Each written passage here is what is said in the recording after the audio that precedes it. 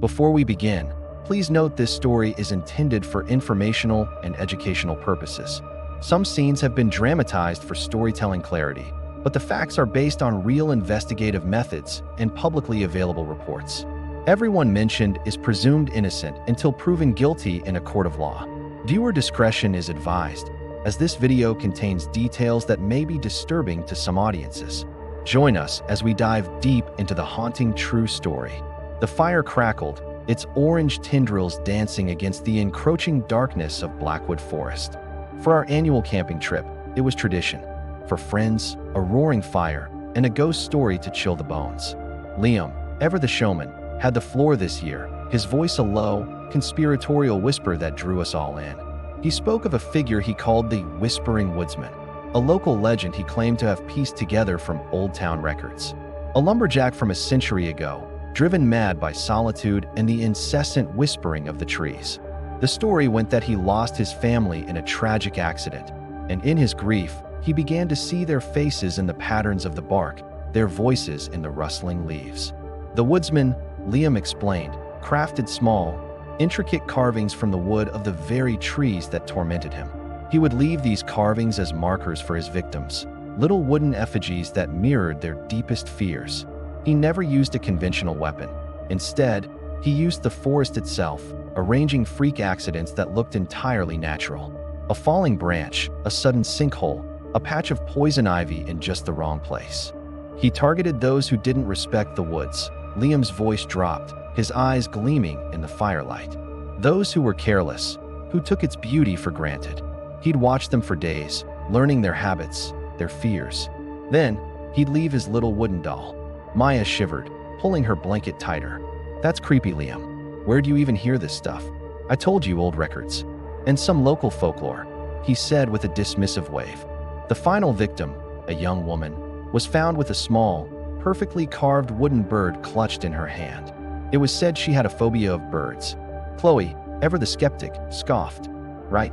A ghost who's also a master woodworker and an amateur psychologist. Very plausible." She picked up a stick and poked at the embers, sending a shower of sparks into the night sky. I, on the other hand, was captivated. The story was formulaic, sure, but Liam's delivery was impeccable.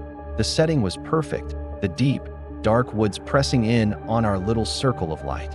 The fire was our only shield against the imagined horrors lurking just beyond its reach.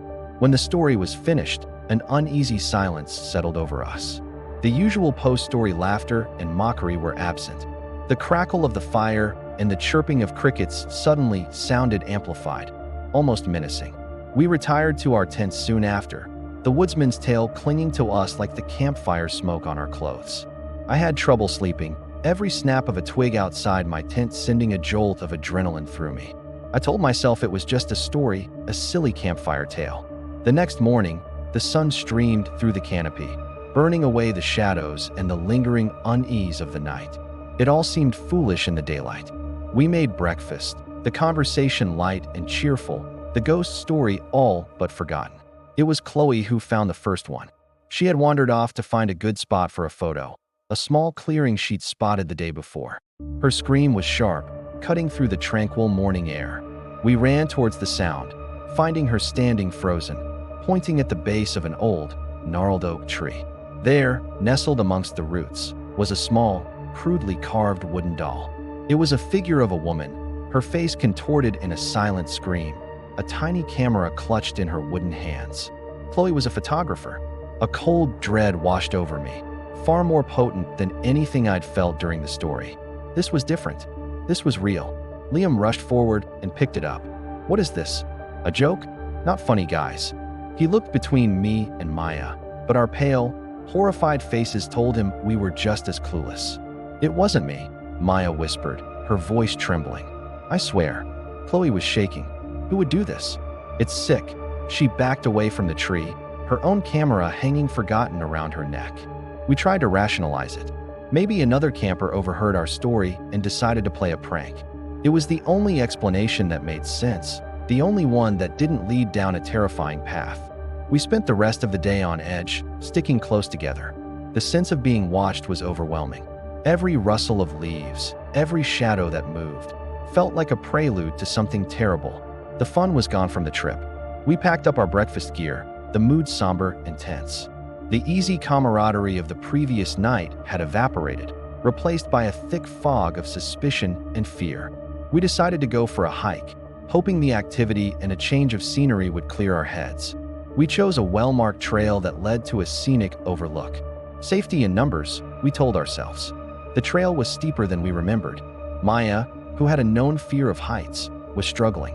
She kept her eyes fixed on the path, her knuckles white as she gripped my arm for support. "I don't know if I can do this," she said, her breath coming in short gasps as she glanced nervously at the steep drop-off to our right. "Just a little further," Liam encouraged. "The view is worth it, I promise." We reached the overlook, a wide rock ledge that offered a stunning panorama of the valley below. But the beauty was lost on us. The tension was still there, an unspoken current running through our group. Chloe, trying to reclaim some normalcy, started taking pictures. Liam was trying to lighten the mood with bad jokes. I was scanning the trees, my heart pounding. Then we noticed Maya was gone. We called her name, our voices echoing across the valley. There was no answer. Panic began to set in, a raw, primal fear. We split up, a terrible mistake in hindsight, to search the area around the overlook. Liam went back down the trail. Chloe and I searched the woods flanking the ledge. I was pushing through a thicket of ferns when I saw it. Tucked into the hollow of a fallen log was another carving. This one was a small, wooden bird, its wings spread as if in mid-flight. My blood ran cold. The bird phobia. It was from Liam's story. But Maya wasn't afraid of birds. She was afraid of heights. I called out for Chloe, my voice hoarse. She emerged from the trees, her face a mask of confusion and fear. I showed her the carving. Understanding dawned in her eyes, followed by sheer terror. "The story," she breathed. "It's the story." We ran back to the overlook, our minds racing. This wasn't a prank. The story was coming true, but it was twisted. It wasn't our fears, it was the fears from the tale. Liam was nowhere to be seen. We called his name, a desperate, frantic cry that was swallowed by the vast, indifferent forest. We were alone. It was just me and Chloe now. The sun was beginning to dip below the horizon, casting long, eerie shadows through the trees. We had to get out of the forest. "Who created the story, Chloe?" I asked, my voice barely a whisper. "Liam said he got it from old records." "He lied," she said, her voice flat. "Liam makes up a new story every year. He loves the attention, the drama. He made the whole thing up. The whispering woodsman, the carvings, all of it." The implication hung in the air between us, heavy and suffocating. If Liam created the story, who was bringing it to life? And why did it seem to know us so well? Suddenly, a detail from the story clicked into place. The woodsman targeted those who were careless, who didn't respect the woods. Chloe, the skeptic, who poked the fire. Maya, complaining about the hike. Liam, the showman, exploiting the forest for a cheap thrill. Was I any better? We had to find Liam. We had to understand who was doing this. Was it someone who overheard the story? Or was it someone who was with us all along? As darkness fell, the forest transformed. Every tree looked like a lurking figure. Every sound was a potential threat. The paranoia was a physical weight. We stumbled back towards the campsite, the path barely visible. We found his tent, a small, dark shape against the dying light. It was zipped closed. With trembling hands, I pulled the zipper. The interior was empty, his sleeping bag and pack still neatly in place. But on his pillow sat a third carving. It was a small, wooden figure of a man, his mouth open in an exaggerated pose of storytelling, his hands gesturing wildly. "A showman. He's gone," Chloe whispered, tears streaming down her face. "They're all gone. Now it was just me, the sole survivor. The final act of a play I never auditioned for. The story wasn't just coming true. It was a script, and we were its unwilling actors. I had to figure it out. Who was the director?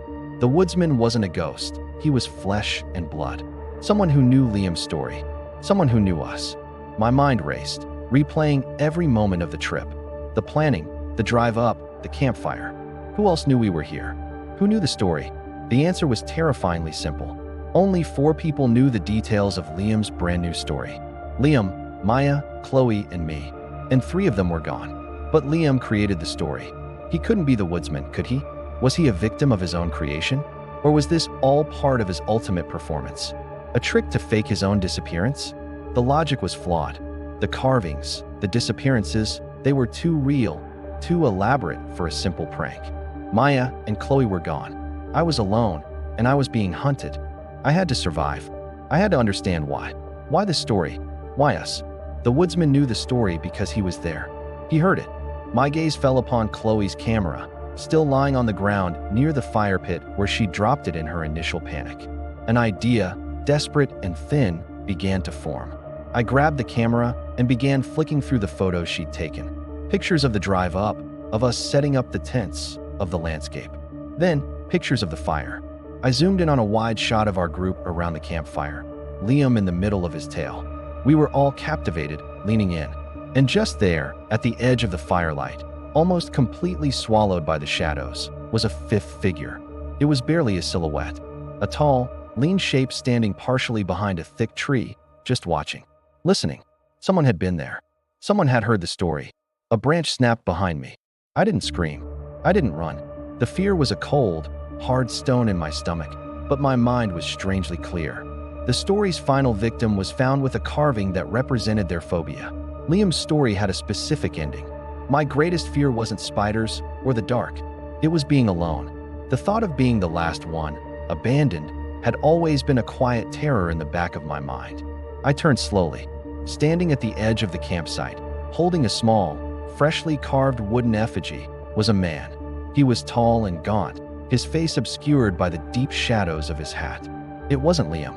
It was the park ranger, the friendly, unassuming man who had checked us in at the entrance, who had pointed us towards this perfectly secluded spot. He had been there. He had listened. In his hand was a carving of a single, solitary figure. Alone, he had taken Liam's fictional story, a tale of disrespect for the woods, and seen it as a mandate. He saw us as careless, noisy intruders. He had appointed himself the guardian, the woodsman, and he had used Liam's own narrative as the blueprint for his judgment.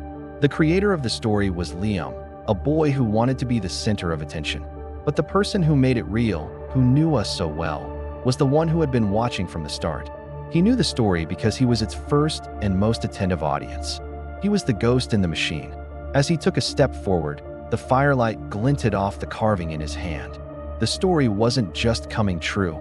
It had been a prophecy, and he was its self-appointed executioner. All visuals and audio elements are used under fair use for commentary and analysis. This story is shared to inform, not to sensationalize. Kindly subscribe to Mystery Arena for more intriguing stories. Here truth isn't hidden, it's uncovered. See you in the next story.